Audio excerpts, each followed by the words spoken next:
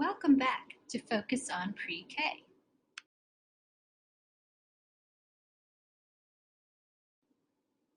In this session, we will be discussing the components Intro to Centers and Centers.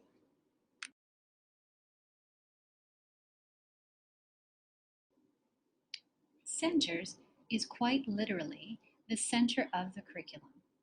It is recommended that you schedule center time for 60 uninterrupted minutes, and generally in the first part of the day, when the majority of your children are present, and also when your staffing is maximized.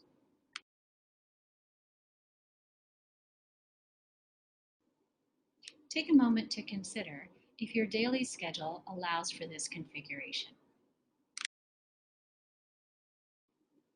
By contrast, intro to centers should be no more than 6 to 7 minutes, even less in the beginning of the year.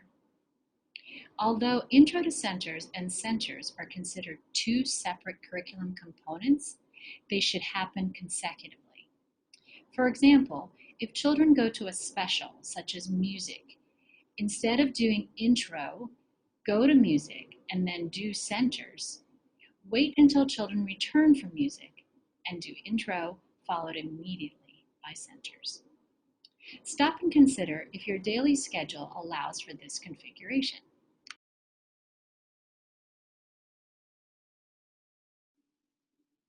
Intro to Centers is designed to be brief because the goal is to set the stage for children to do purposeful work in centers. The 6 minutes is based on the child's age plus 2. Any more than the 6 minutes often means more wait time, less instruction, and more management.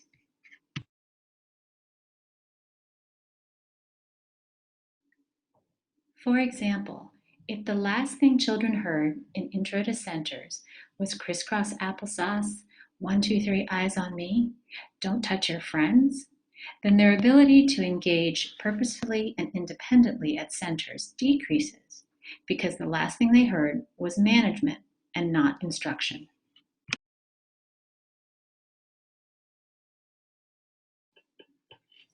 Here are some recommendations for keeping Intro to Centers short but sweet.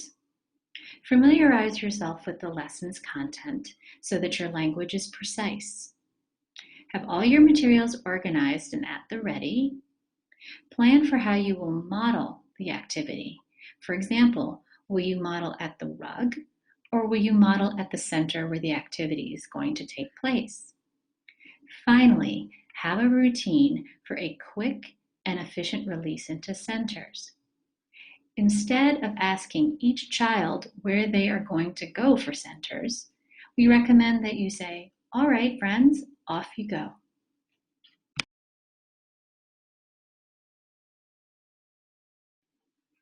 Now that you've given children guidance on the work they will do in Intro to Centers, what will the next 60 minutes of center time look like?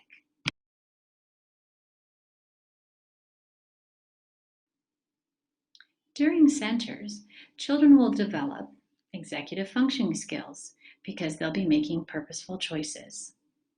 They'll develop conflict resolution skills because many of the activities are collaborative and encourage communication. They'll be developing their conceptual understanding across domains because all the centers are related to each other. If that's what children will be doing during centers, let's take a look at what the teacher will be doing.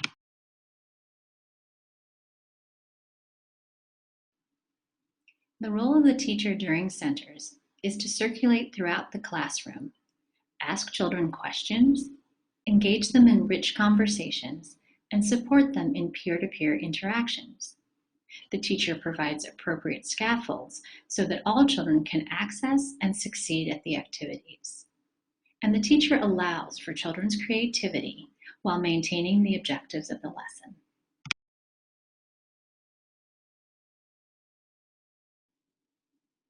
As we'll ask you to do throughout the curriculum, consider which instructional practices and guiding principles this reflects.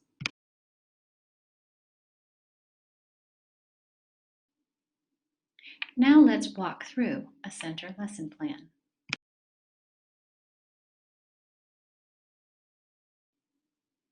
At the top, you will see the name of the center activity, the read aloud connection, and the math and literacy standards addressed.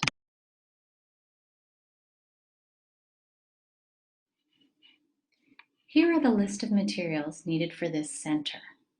Adjust them according to the needs of your children. For example, in this building activity, you might offer milk crates instead of blocks for children who have fine motor challenges.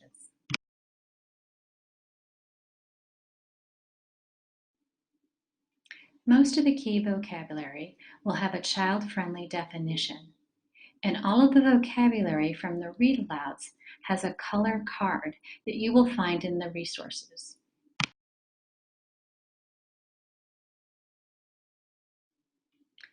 Each center lesson has an Intro to Center script. You don't need to read the script verbatim, but make sure you include the sophisticated vocabulary, the precision of the questions, and the references to the read aloud. The stage directions alongside the script give you suggestions for how to match your actions to what you say.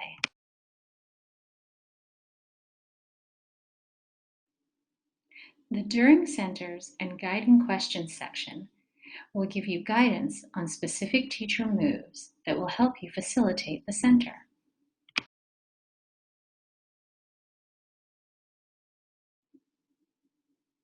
Each center lesson has a corresponding center language support. This is a resource that will help you or any adult in your classroom stay on track with the facilitation of the center.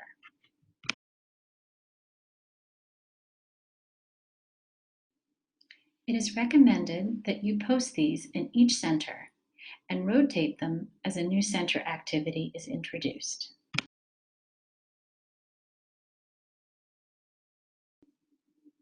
Children are given a great deal of choice and agency during centers. Sometimes that might mean that they might not want to do what you had planned. What then?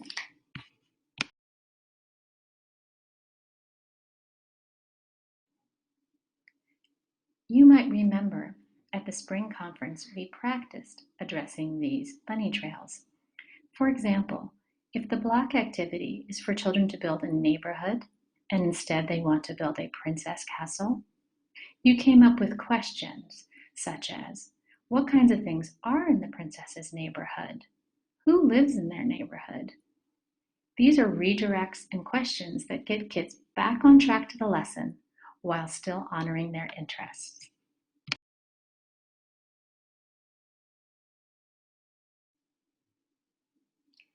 In Focus, we want all children to experience all of the centers because this ensures that everyone develops critical skills and competencies. However, executing 9 centers daily that each child will experience throughout the week can be challenging. And again, giving children choice and agency might mean there are things that they don't like to do, like writing, or they might be challenged by them. They might not like to write because of their fine motor issues.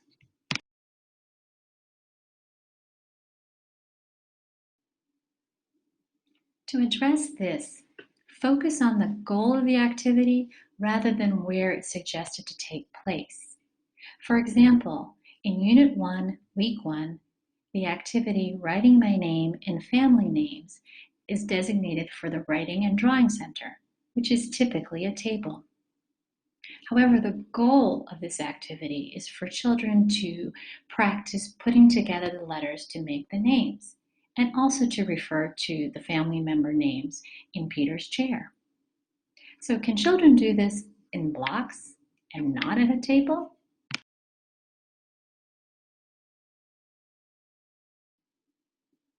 Absolutely. By putting the letters on blocks, children still achieve the goal of the activity, even if it's not at the writing and drawing table.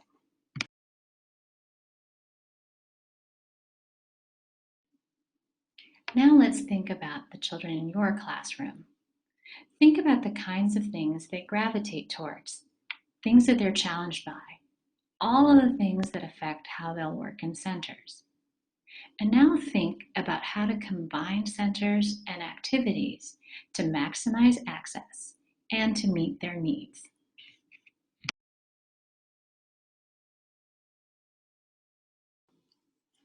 Now, let's take a look at Intro to Centers. As you watch the video, take note of the guiding principles and instructional practices that you notice. And don't forget to complete the checks for understanding.